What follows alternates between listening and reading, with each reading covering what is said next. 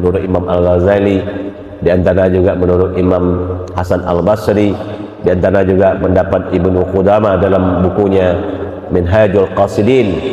Ada beberapa tips ya, atau langkah yang bisa kita lakukan agar kita bisa istiqomah, agar kita bisa tetap semangat mempertahankan amal-amal soleh kita. Satu adalah niat dan tekad. Ini penting ini.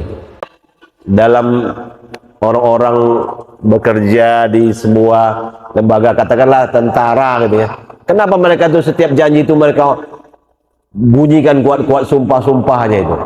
Di baiat katakanlah begitu ya. Kami tentara Republik Indonesia begini begini begini. Itu sebenarnya untuk menghujam dan menancapkan tekad dalam hati mereka untuk mempertahankan apa yang mereka ucapkan itu.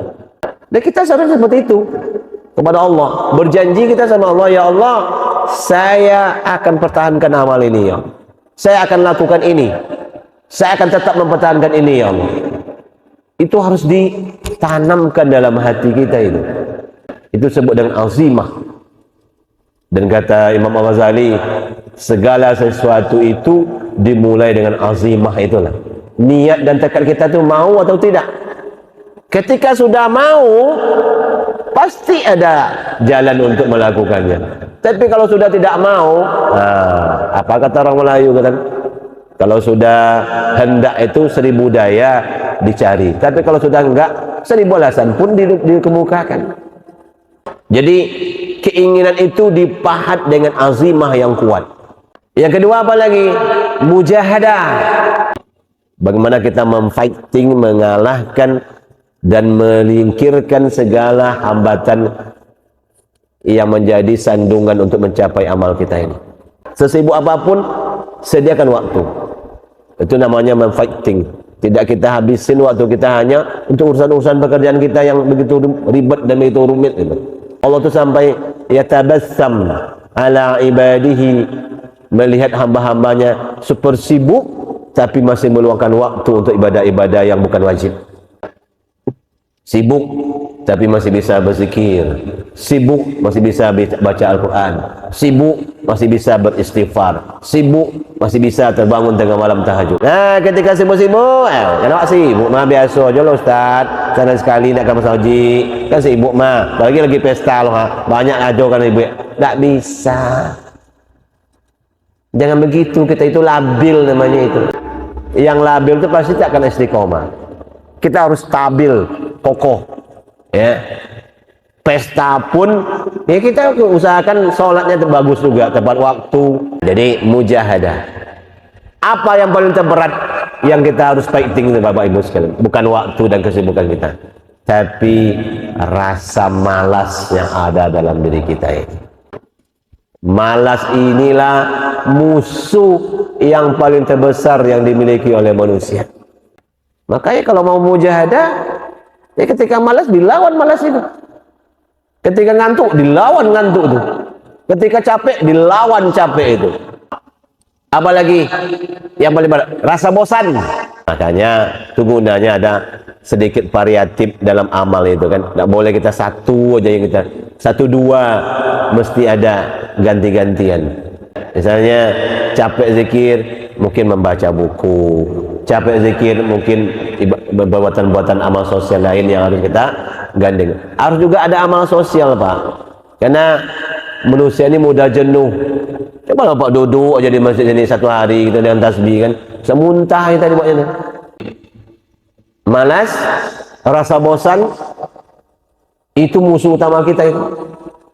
Alhaakumut takatsur hatta zurtumul maqabir. Kepuasan dunia berlomba berbanyak-banyak di dunia ini hanya dipisahkan oleh kuburan saja. Yang terpenting juga apa? Qu'ud au julus ma'as salihin. Bersahabat, duduk-duduk dengan orang-orang soleh. Penting nih Pak. Apalagi ini jadi teman sejati kita, besti-besti kita. Dalam hadis Nabi itu tamsilnya. Masalul majalisus salih wa majalisus su' kaba'i'il miski wa nafihil kir. Perumpamaan antara duduk-duduk dengan orang baik dan duduk dengan orang-orang yang tidak baik sama dengan kita berteman dengan penjual minyak wangi atau pandai besi. Jika orang nyoba-nyoba kita dari itu, kena juga kita semprot sedikit minyak wangi, akhirnya kita wangi juga. Tapi kalau kita mendekati pandai besi, ada kalanya kalau tidak terbakar kamu oleh apinya, paling tidak kau pulang bau asap. Kalau kau ingin baik, tinggalkan komunitasmu yang buruk-buruk itu, pergi ke komunitas yang baik-baik. Memang luar biasa. Jadi kalau orang ingin taubat, dia tidak hanya sekedar taubat, Pak. Mesti dia tinggalkan kebiasaan teman-teman lamanya itu.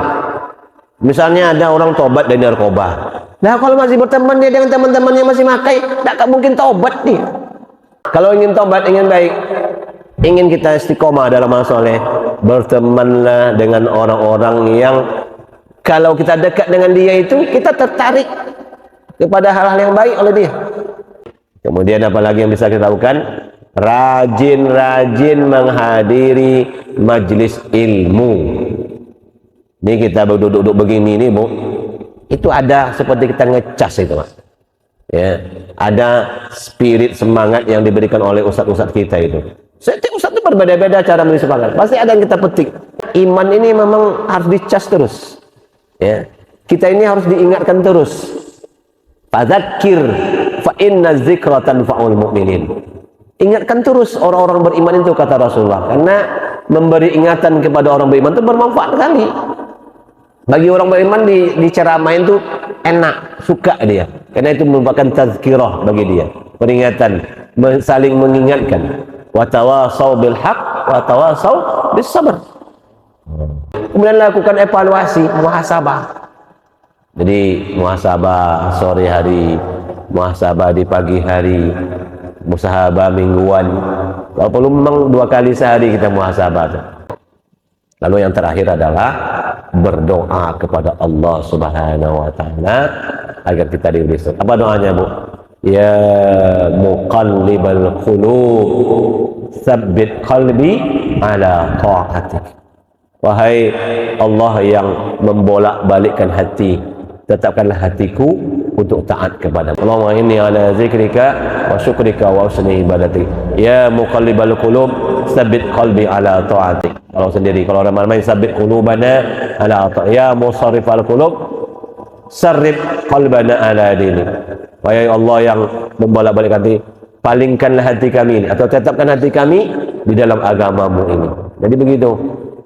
Kalau ini sudah dilakukan ke 6 ini, insya Allah kita akan bisa bertahan istiqomah dalam mempertahankan amal-amal soleh kita.